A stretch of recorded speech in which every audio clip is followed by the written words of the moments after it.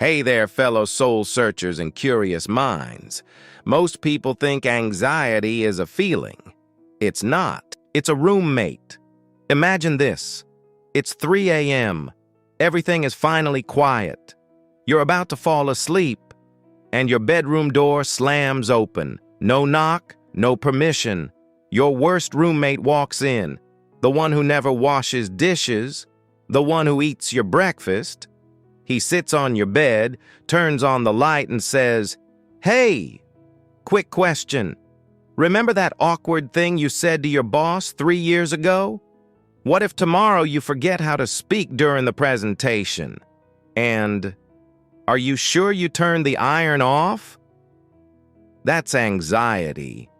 The roommate in your head who doesn't pay rent but acts like he owns the place. Everyone has this guest.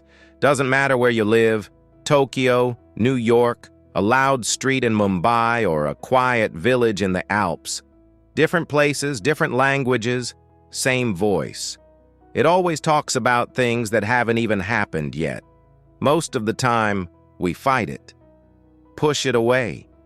Pretend we don't hear it. But what if this time we didn't try to silence it? What if we tried to understand why this roommate needs our attention right now? So instead of kicking our annoying roommate out, we decided to ask a simple question. Why is he banging on the door right now? Most people react the same way. They try to shut him up. Just calm down. Don't think about it. Get yourself together. But here's the irony. The harder we try to silence anxiety, the louder it gets. There's even a name for this, the white bear effect. Try it right now. For the next minute, under no circumstances think about a white bear. What just happened? A giant polar bear walked straight into your imagination. The same thing happens with anxiety. When you try to turn the thought off, your brain keeps checking. Did I stop thinking about it yet? And boom, you're thinking about it again. The truth is, anxiety isn't a bug. It isn't your brain breaking. Think of that annoying roommate as an overprotective bodyguard. His only job is to protect you. But he's so nervous he sees a killer in a pizza delivery guy. He's not trying to hurt you. He's just doing his job way too hard, turning every small uncertainty into the end of the world. So if you can't pull yourself together, stop blaming yourself. You're not weak. Your inner guard just loves you a little too much and is terrified of making a mistake. And instead of yelling back, "Shut up!" try saying, "I see you. Thanks for trying to protect me, but right now, I'm safe." But the weirdest thing about this neighbor isn't even how pushy he is. He has a secret talent. He's a time traveler. And unfortunately, he always takes you with him. You noticed? During panic, your body is still here. You're in a chair, drinking coffee. It's 2026. But your mind? It's already in some disaster version of 2030. Bills unpaid. Everything falling apart. Worst-case scenarios. Already real. Your neighbor dragged you into the future where everything went wrong. Anxiety is trying to solve problems that don't exist yet with tools you don't have right now. Because mentally, you're not here. You're spending energy fighting future ghosts while your real body, in 2026, just wants to finish its coffee. So how do we stop this illegal time travel? We need an emergency brake. I call it a reality check. Next time the neighbor starts describing the horrors of 2030, don't argue about the future. Just bring him and yourself back into the room. Ask 3 questions. Where are my feet? Feel the floor under them. What do I see right now? Name 3 real things. Lamp, cup, cat. Is this disaster happening in this room? Right now? 99% of the time? No. Maybe 2030 is a disaster. But here, In 2026, there's just a cup of coffee and an annoying neighbor. A reality check is basically telling him, hey, we can panic in 4 years. For now, sit down. We're in the present. But let's be real. When your time traveler roommate is yelling in your ear like, it's over, everything is ruined, just telling him, sit down, doesn't always work. His voice is too loud. So here's our secret weapon. Instead of arguing with him or trying to force him to shut up, which, as we learned, only makes him louder, we're going to offer him a game. And forget the basic, just breathe deeply. When you're panicking, that advice can feel like a joke. We're going to use the reality check and turn it into something more powerful. Detective mode. Imagine this. Right now, your brain is in survival mode. It truly believes there's a tiger around the corner. To switch it into thinking mode, we have to make it collect facts. So wherever you are, become a detective. Your job: find 3 solid proofs that in this exact second you are safe. Not in general. Physically safe. Clue number 1, touch.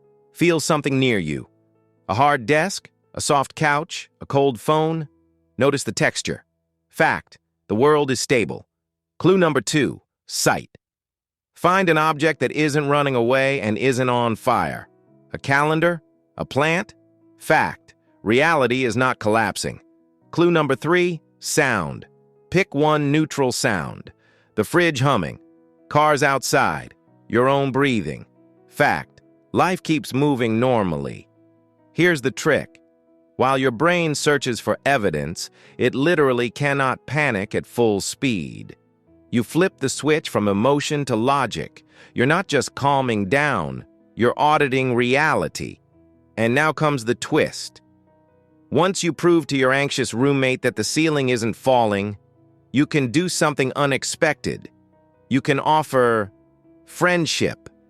Instead of kicking him out, you say, hey, I see you're scared. You're a good detective. You just picked the wrong case today. Come on, I'll show you that we're actually safe here. So, we did the reality check and proved to our neighbor there are no tigers in this room. He got quieter. But he's still here. Still nervous. And this is where the most radical step happens. Instead of pointing at the door again, we do something almost nobody does. We offer him tea. This is called radical acceptance. Stop fighting. Imagine sitting across from this constantly shaking guy and calmly asking, hey, I can see you're restless. What exactly are you trying to warn me about? What are you actually afraid of? And this is where the magic happens. If you really listen, behind all his ridiculous yelling, there's almost always a value that matters to you. If he shouts, you're going to mess up this project, what he actually means is, being competent matters to you, and you're afraid of losing respect. If he whispers, what if something happens to your family? That's his clumsy way of saying, they're the most important people in your life, and you love them.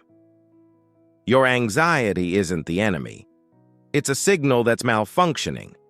Like a fire alarm that goes off not because of a fire, but because of steam from a kettle. It's loud, it's annoying, but its job isn't to burn the house down. It's trying to save it. The moment you understand what value stands behind the noise, the rules change. You're no longer a victim of panic. You're the owner of the security system saying, thanks for the warning. I see this matters to me. Now I'll decide what to do. Your inner neighbor isn't moving out. He'll live in this apartment, your mind, forever. But now it's not a nightmare roommate. It's a watchful, slightly nervous friend. So tonight, when he knocks again, don't start a war. Just ask if he wants tea. and listen to what kind of love or value he's trying to remind you of this time. Your day keeps going, and now you're not alone in it. You're on the same team. So next time it shows up at 3 a.m., don't fight it right away. Just ask, what are you trying to protect? You might be surprised how often anxiety speaks about things you actually care about. If you want, tell me what yours talks about. I read every comment. See you in the next one.